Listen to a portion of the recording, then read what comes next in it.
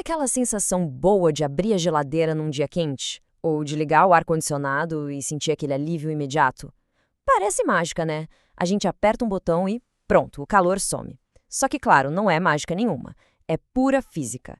E é exatamente essa ciência por trás de como a gente consegue mover energia de um lugar para o outro que vamos desvendar juntos hoje.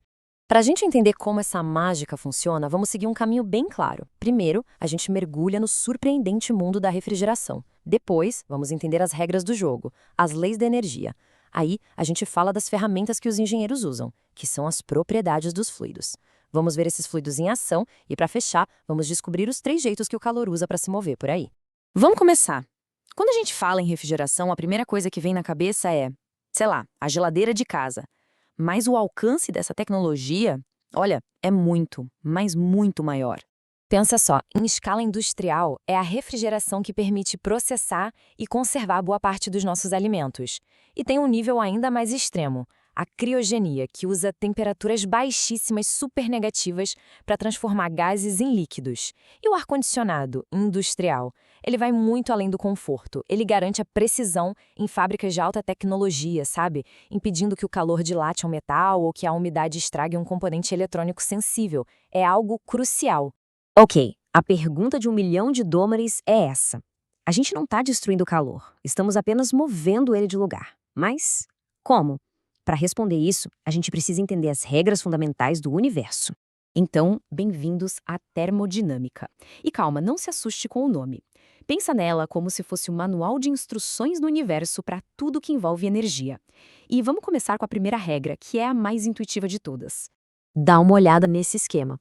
A ideia aqui é bem simples. Se uma certa quantidade de massa entra num sistema, essa mesma quantidade tem que sair ou então ficar armazenada lá dentro. Nada simplesmente desaparece no ar. Então, o ponto crucial é o seguinte: a massa é sempre contabilizada. É como um princípio de contabilidade do universo, super rigoroso. O que entra tem que sair ou ser registrado. Pensa assim, 1 quilo de água vira 1 quilo de vapor. A quantidade, a massa, não muda. E olha só, essa imagem ilustra a mesmíssima ideia, só que agora é para energia. Assim como a massa, a energia também não pode aparecer do nada ou sumir. Ela entra, sai ou fica armazenada de alguma forma. Essa é a famosa primeira lei da termodinâmica. A energia se transforma o tempo todo, de química para térmica, de térmica para mecânica, mas o total é sempre o mesmo. E para fazer essa contabilidade da energia, os engenheiros usam uma equação que detalha cada forma que ela pode ter. E esses termos todos na equação, eles podem até parecer meio intimidadores, mas na verdade são só as diferentes contas nesse balanço de energia. A gente tem a energia interna do fluido, a energia do movimento dele, a da altura, o calor que a gente adiciona ou remove e o trabalho que o sistema realiza. É um balanço completo. Ok, então a gente já tem as regras. Agora, para usar essas regras na prática, precisamos de um jeito de medir a energia de uma substância. É aí que entram algumas propriedades que são essenciais. A primeira é a entalpia. Uma boa forma de pensar nela é como se fosse a mochila de energia que um fluido carrega. Dentro dessa mochila tem a energia interna dele, que é a energia das moléculas, mais a energia necessária para ele abrir espaço para si mesmo no ambiente, que é o produto da pressão pelo volume. Depois temos a entropia. Muita gente descreve como uma medida de desordem, mas em termos práticos, para o que a gente está vendo, ela está diretamente ligada à transferência de calor. Sempre que o calor se move de um lugar para o outro, a entropia do universo muda. Agora, olha que legal isso aqui. É o momento em que a matemática abstrata vira uma ferramenta visual super prática. Este é um diagrama pressão-entalpia. É literalmente um mapa para engenheiros. Cada pontinho nesse gráfico nos diz exatamente quanta energia um fluido tem, ou seja, sua entalpia, numa determinada pressão. É com base nesse mapa que se projeta todo um ciclo de refrigeração. Tudo bem, já temos as regras e as propriedades na mão. Vamos ver agora como tudo isso se aplica em sistemas de verdade, onde os fluidos estão se movendo e realizando o trabalho. Existem basicamente 2 tipos de cenários que a gente analisa. Um é como o gás dentro de um pistão. A quantidade de matéria ali dentro é fixa, não muda. O outro é como um motor a jato. A matéria está o tempo todo fluindo através dele. Resumindo a história, no sistema fechado, a matéria está presa. No sistema aberto, como num cano de água ou numa turbina, a matéria flui através de uma região que a gente escolhe analisar, um volume de controle. E é esse segundo tipo, o sistema aberto, que descreve a grande maioria dos aparelhos de refrigeração.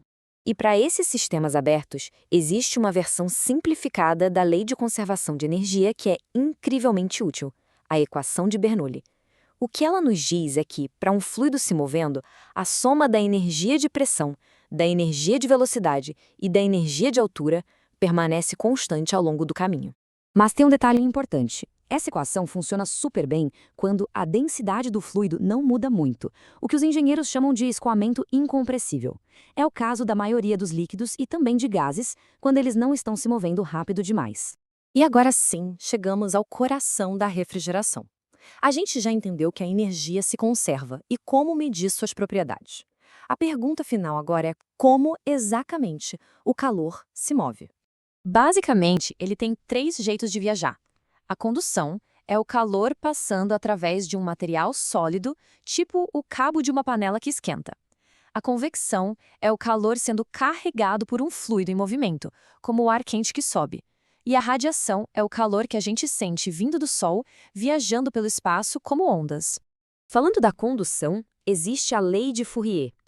Ela calcula o quão rápido o calor atravessa um material, com base na área, na espessura e na diferença de temperatura. É por causa dessa lei, por exemplo, que uma maçaneta de metal parece muito mais fria que uma porta de madeira, mesmo que as duas estejam na mesma temperatura. O metal simplesmente rouba o calor da nossa mão muito mais rápido. Então, da próxima vez que alguém sentir aquele alívio do ar frio, vale a pena lembrar de tudo isso. Por trás daquele conforto tem todo um ciclo acontecendo. Um ciclo governado pela conservação da energia, descrito pela entalpia e pela entropia no mapa, fluindo através de um sistema aberto e movendo o calor por condução e convecção. É toda essa física invisível que torna o nosso mundo moderno e bem mais confortável, né? Possível.